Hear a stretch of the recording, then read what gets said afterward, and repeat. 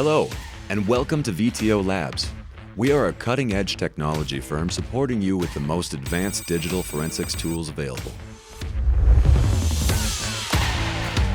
So now that we've acquired data from this Bluetooth module, we can actually see a Bluetooth MAC address. What is digital forensics?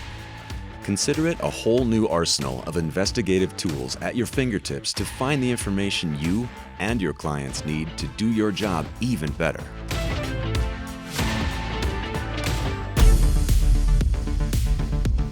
In the past, you may have been fine with a gun and a badge, but today, the world is on a digital trajectory, and we want to help you be on the forefront of it. You may find our services most useful when securing and investigating common devices like computers and phones. Perhaps you've come across nefarious hidden cameras of various shapes and sizes. What's stored on those devices and to whom they are linked is now completely accessible for your case.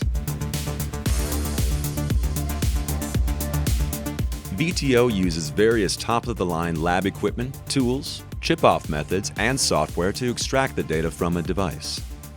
So the SIM card out of this burned phone, we were able to pull that out. We were able to read the data off of it. The phone number, the call history record, text messages, everything from a phone from 2012 that was severely burned.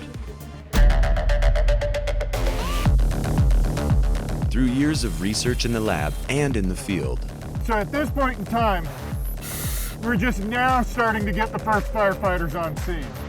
If you remember, we had that 15 seconds for call time, 64 seconds for the 911 dispatcher to dispatch the call, 80 seconds for a turnout time for the fire department to get rolling.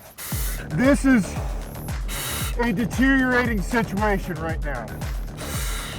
VTO is especially skilled at working on devices that have been heavily damaged by blood, water, chemicals, fire, and ballistics. Our research for the Department of Homeland Security on consumer and professional drones has led to our thorough and highly sought-after datasets. We know drones, inside and out. We've brought 43 different models of drones with us to fly this week. We have about 120 flights where the aircraft is flying by itself. We will then be adding data as payloads onto the devices. Currently, many of our peers look to us for expertise in the intriguing and ever-evolving field of IoT connected and embedded devices.